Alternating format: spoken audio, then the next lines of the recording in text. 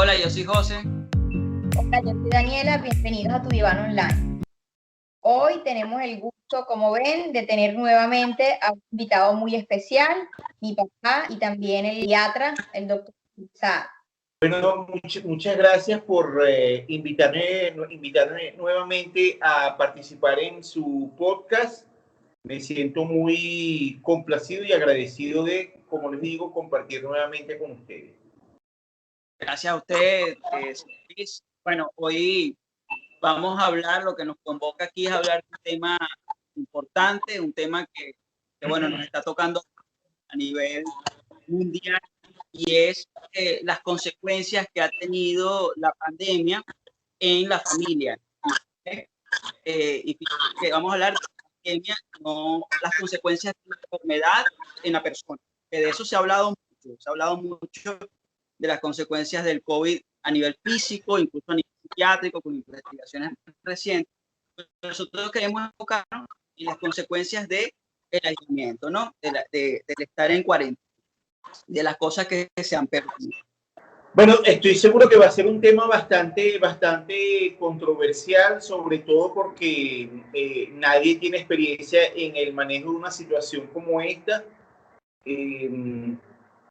Bueno, como bien lo decías, esta pandemia, de hecho, como para hacer un pequeño recuento o entrar en el contexto del tema, nos estamos refiriendo a la pandemia que fue declarada como tal o caracterizada como tal por la Organización Mundial de la Salud el 11 de marzo del 2020, pero los primeros casos comenzaron a presentarse en Wuhan, China, a finales de diciembre del 2019.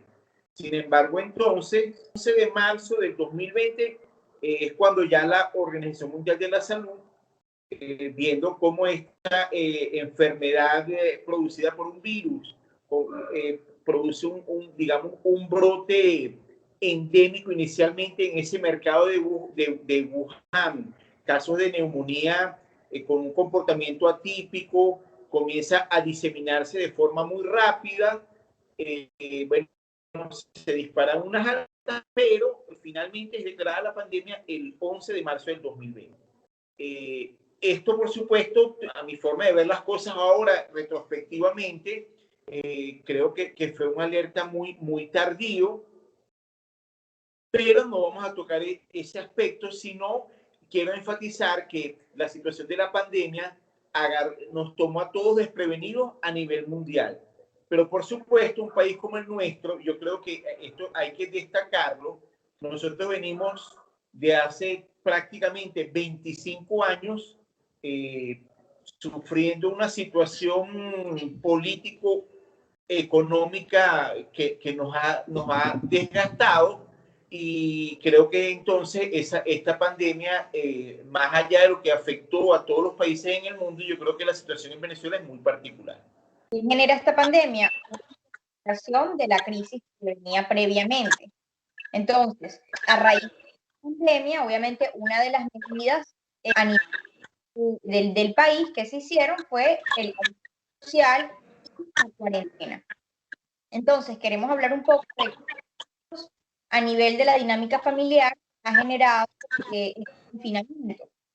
Hemos visto que hay un cambio significativo de vida de los venezolanos.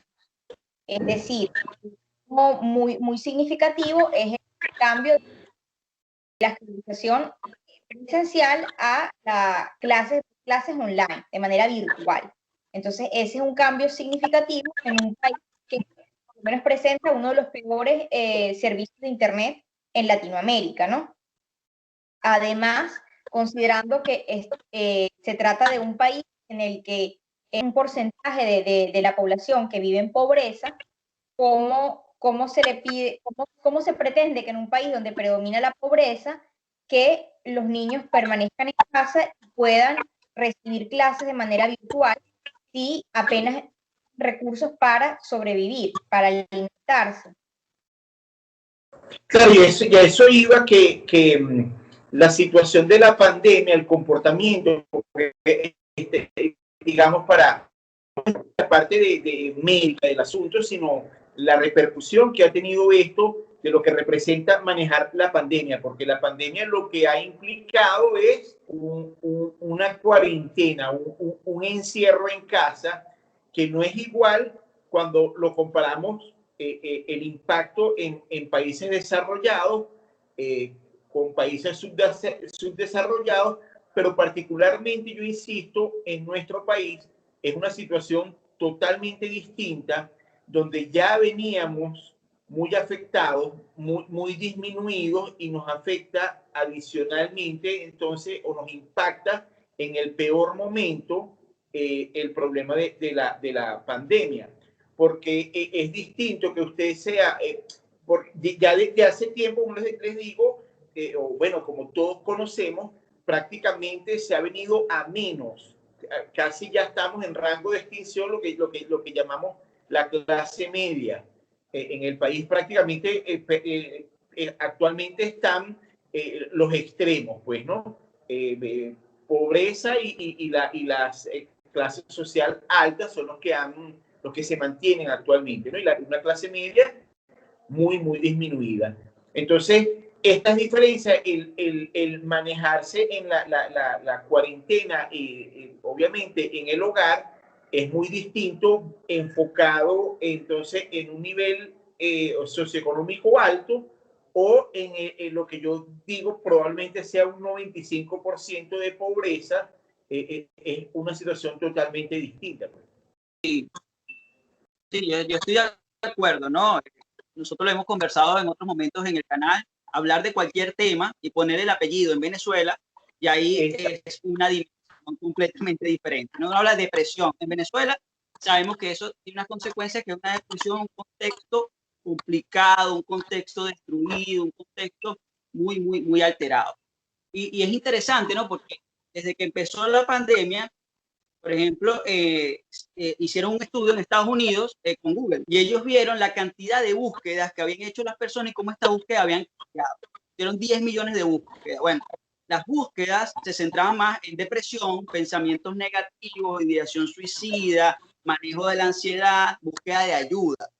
Y uno allí puede decir, bueno, ese es un país como Estados Unidos, donde uno puede asumir que hay una cierta estabilidad. Ahora, ¿cómo se traduce eso en Venezuela? Todo queda en lo que uno asume, porque aquí no hay estudios tampoco, ¿no? Uno puede decir que se hizo tal estudio, pero uno asume que la cosa acá está mucho más compleja. Yo trabajo en una organización aquí en Venezuela, y las llamadas nos hacen a la organización solicitando ayuda, nos rebasan. O sea, pueden ser cientos de llamadas por día. No nos da, no tenemos la capacidad de responder, y muchos de los consultas pasan por el COVID, ¿no? Por la pandemia, sea como algo que causó una complicación, o como algo que detonó algo que ya venía antes ahí alterado, ¿no? Como algo que exacerbó. Entonces no pasa desapercibido esto, ¿no? Confinamiento. Y bueno, eso es lo que hemos querido hablar acá, ¿no? Porque esta es una pandemia con internet. O sea, y digo esto porque ya en el mundo hemos pasado por pandemias en otros momentos, pero esta es una pandemia con tecnología, da como la falsa idea de que podemos continuar. Bueno, podemos continuar en muchas cosas, pero ¿qué pasa con lo otro, no? ¿Qué pasa con la familia? ¿Qué pasa con realmente la educación? Yo lo que quiero es hacer énfasis en que hay un llamado producto de la pandemia. Una de las medidas es, obviamente, la cuarentena. ¿La cuarentena qué significa? Quedarse la mayor cantidad de la población en su casa, y va a salir a trabajar aquel personal que se considera indispensable, digámoslo así, o de un requerimiento inmediato para atender la contingencia.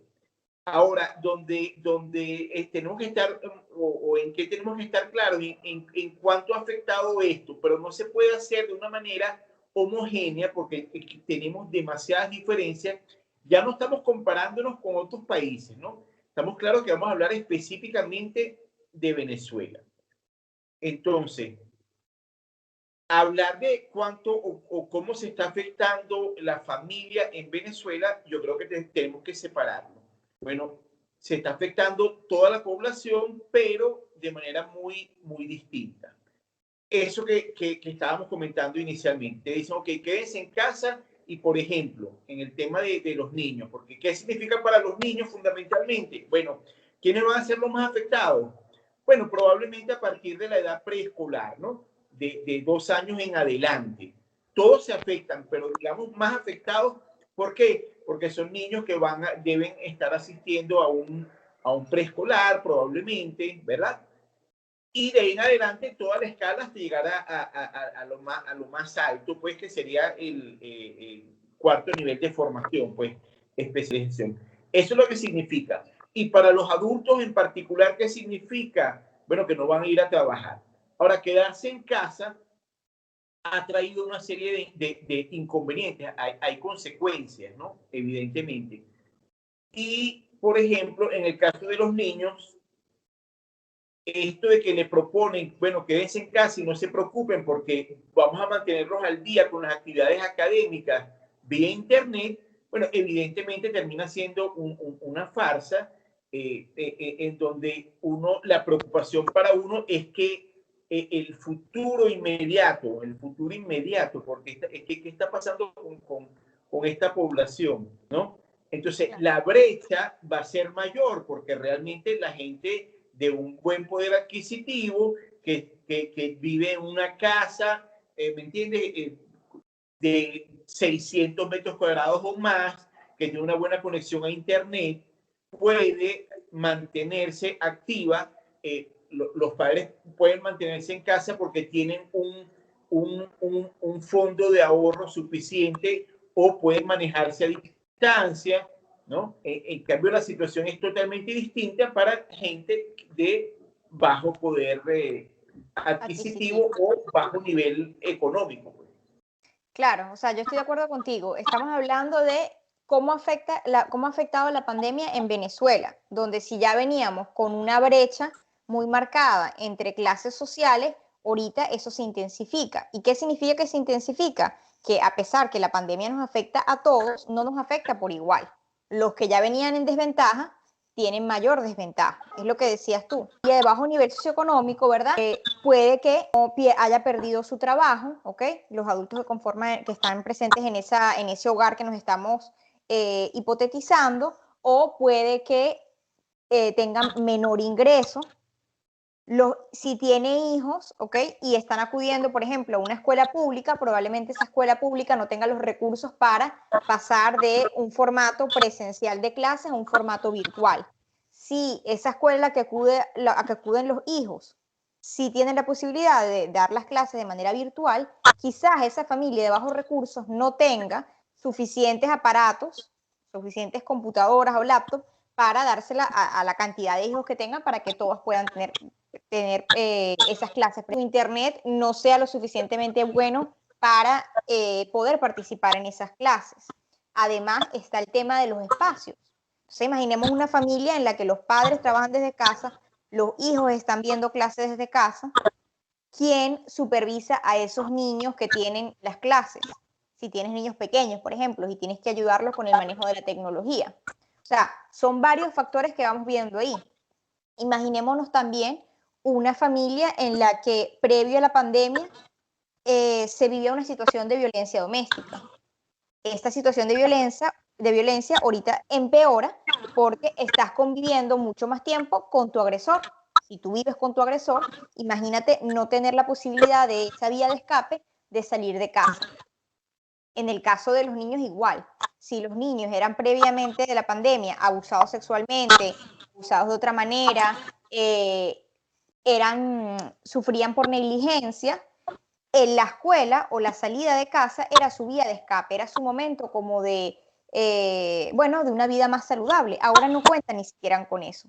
Entonces también es eso. La cuarentena puede ser mucho más llevadera para personas que tienen un hogar y un ambiente, una dinámica familiar mucho más saludable. Pero las que no cuenten con eso, las que viven en hacinamiento, las que viven con dificultades para sobrellevar el día a día por este aspecto económico, va a ser mucho más complicado sobrellevar la situación, ¿no? Bueno, lo complicado también es que no estamos hablando que eso refiere a una realidad limitada, muy pequeña, un grupo aislado, sino que parte de la población venezolana está dentro de ese grupo desfavorecido. Y estamos hablando de un grupo desfavorecido que la realidad es tal que ni siquiera tiene acceso a internet, a un teléfono inteligente, como docente, pues no tiene la capacidad de compartir, de comunicarse con los alumnos. Entonces, es una situación que favorece o exacerba el deterioro que ya veníamos viendo y preocupa enormemente, ¿no? Bueno, fíjate, José, disculpa ahí porque fíjate que bueno, yo estoy trabajando en el medio público y en el privado, y en el medio público soy docente en el posgrado. Y estamos hablando del cuarto nivel de formación, y a veces, bueno, hacemos las clases, por supuesto, de manera virtual, las que se puedan. Y fíjate, tener un foro ahí con 6 médicos más, y prácticamente a veces se nos ha hecho imposible, hemos tenido que suspender la actividad y se pospone y tenemos que hacerla luego presencial. Y estoy hablando de 6 personas con nivel universitario. Ahora, cómo hace uno asumiendo que, bueno, que sí, que todos tienen una canaimita y ese día, bueno, por la intervención divina, el internet estaba funcionando muy bien? Oye, ¿cuántos alumnos manejan en una escuela pública habitualmente? No sé, en un salón de clase. 30 30, niños. 40. 30 hasta 40 niños, fácil, ¿no? ¿Cómo coordina alguien? ¿Quién supervisa que cada niño, que entonces que no, que apaga, que prende? Y es lo que yo les decía, ¿no? Porque claro, cuando uno se lo presentan en los medios o hacen como esos consejos o esas charlas educativas que le ponen a uno en la televisión de cómo manejarse en cuarentena, entonces siempre es una casa grandísima con unos espacios, ¿sabes? Todo bien dispuesto, una cocina a todo dar, los niños en su cuarto aparte, pero eso no es la realidad del día a día. Yo me imagino esa tragedia de 30 metros cuadrados, pasando el papá sin camisa, o alguien que se va a bañar o va al baño, las interrupciones. Bueno, para resumir, a lo que vamos es eso, ¿no? Que evidentemente, por lo menos la afectación en la parte educativa me parece grave, y va a tener, por supuesto, unas repercusiones dramáticas, me parece a mí. Claro, y eso a mí me tiene bastante preocupado.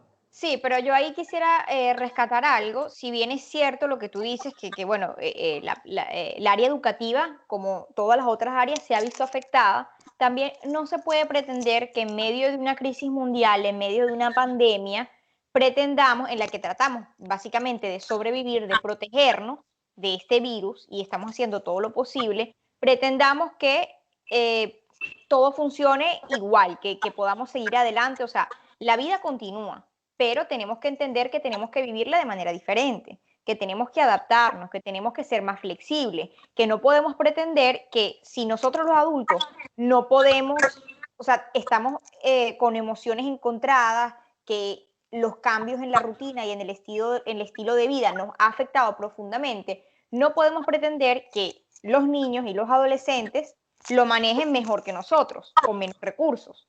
Entonces, esta situación que tú hablas de las clases virtuales con tus estudiantes, con los residentes, imagínate ese caso, pero con niños más pequeños, niños de preescolar, de primer, segundo grado.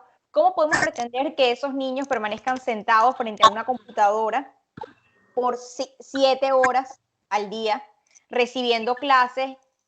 Muchos de esos niños, yo lo he visto, o sea, saben usar muy bien la tecnología, entonces muchas veces apagan la cámara o ponen en silencio o empiezan a utilizar otra función de la computadora que no tiene nada que ver con la clase, escuchar música. O sea, las distracciones son muchas. Aparte que se pierde el contacto, en la socialización, que es muy diferente por medio de la tecnología. Hay algo que se pierde, una esencia. Entonces, eso lo tenemos que tener en cuenta. Pero yo también diría, para los padres y adultos que también están preocupados como tú de ese, cómo se va a ver afectada la educación, tener en cuenta eso, ¿no? ¿Qué es lo prioritario ahora? El tema de la protección, de la salud. Esto es algo, bueno, una crisis. Entonces, tenemos que entender que esa es la principal preocupación y no podemos añadir otras preocupaciones porque nos vamos a agobiar también. Entonces, entender eso, adaptarnos y, bueno, ser más flexibles quizás con las expectativas que tenemos. O sea, porque sí, la educación no va a ser la misma. Bueno, lo que pasa es que yo veo que mientras otros países se adaptan, nosotros nos toca resignar.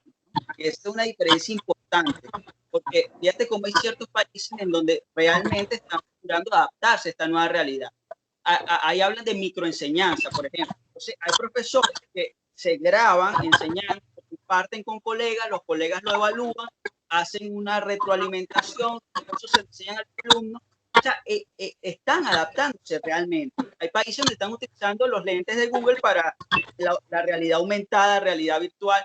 Nosotros no tenemos acceso a eso, sino más bien es a un proceso que me parece que va más por resignarse. Esto es lo que hay. Entonces, esa resignación que le toca al venezolano y nos deja en un escenario en donde lo que nos vamos a tener y lo que uno se tiene que enfocar es en lo muy básico. Pues. O sea, que el niño tenga comida en la casa, que los padres no le peguen, que es muy limitado realmente. Yo creo que por ahí va el comentario que está haciendo tu papá, ¿no? Lo que pasa es que yo creo que influye mucho, ¿no? El que Daniela esté físicamente fuera del país, ¿no? Porque se nota, pues, entiendo, porque tú evidentemente conoces muy bien la realidad del país, estuviste muy recientemente acá en Venezuela, pero se te nota, y disculpa que lo diga No, así, tranquilo. Tiene un optimismo que yo quisiera contagiarme de él, pero de verdad que no sé, yo incluso fuera de cámara estuvimos conversando que yo te decía, yo incluso más que pesimista me siento fatalista, no sé, con esto no veo como salida, porque me preocupa bastante la situación de que ya veníamos con unas diferencias muy marcadas.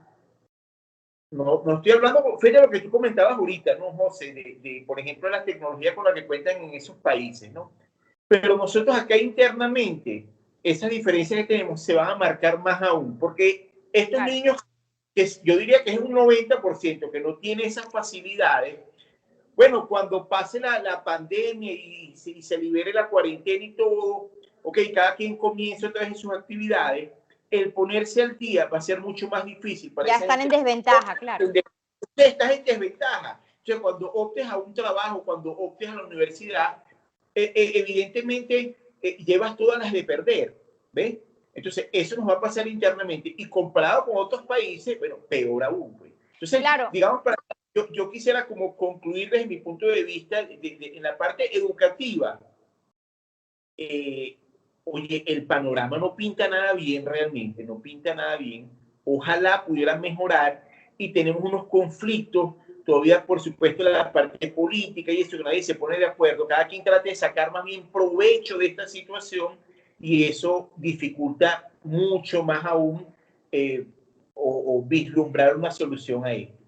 Claro, yo lo que trataba de plantear era, bueno, es que eso es una realidad, esa brecha, esa desventaja de un lado de la población a otra.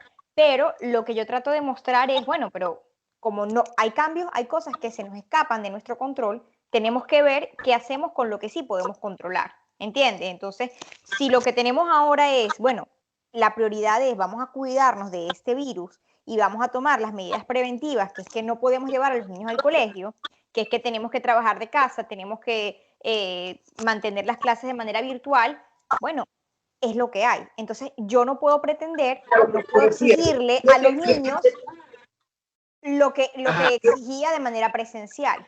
O sea, si yo como adulto, trabajando desde casa de manera virtual, me cuesta concentrarme, me cuesta rendir como rendía antes, no puedo pretender que un niño rinda igual desde casa de manera virtual que como lo hacía en el colegio. no se le puede, igual, si a los adultos se le está diciendo que con le cuesta hacer el cambio trabajando desde casa, del trabajo a otras actividades, o sea, las actividades de ocio, también no puedo esperar, no puedo pretender de agobiar a los niños que están recibiendo clases virtuales, llenarlos de tareas y pretender que rindan igual. A eso me refiero. Que la prioridad es que entendamos que estamos en medio de una crisis y que la prioridad debe ser eso, la parte de cuidarnos para que esto no se empeore. ¿Que eso va a incrementar las desventajas de un lado de la población a la otra? Claro que las va a incrementar, pero lamentablemente hay que entender qué podemos cambiar y qué no, qué está en nuestras manos y qué no. Probablemente, Fede, yo me enfocaría tal vez en aprovechar el tiempo en casa, más que para instruir, que va a ser muy difícil, porque no todas las personas tienen esa capacidad, y para eso hay que estudiar y formarse en eso y tener vocación para eso, ¿verdad?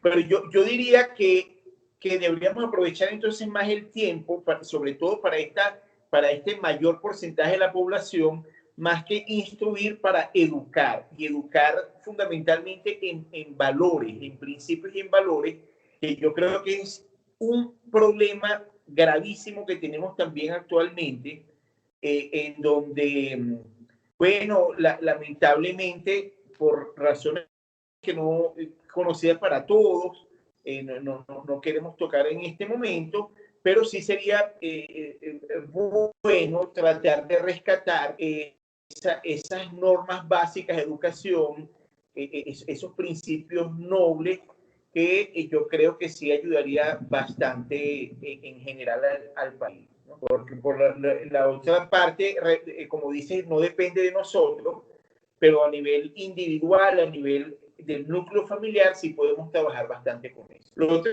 que quería comentarte es el asunto del trabajo. Aquí tampoco una persona que se queda en casa no puede hacer nada de manera virtual, y el que lo va a hacer es una muy pequeña, un pequeño una minoría. porcentaje. Y aquí la gente sale es a trabajar para conseguir el día a día dinero necesario para comprar eso, la comida del día a día. Entonces, una persona de esta que no puede salir a trabajar, o sale y regresa cansada, para no utilizar otra palabra, y regresa a su casa y consigue que el niño, entonces si acaso le está mandando una tarea que ni él mismo puede resolver probablemente, ¿no? O no tiene la tranquilidad, porque él viene para descansar, porque viene agobiado de todo lo que le sucede en la calle.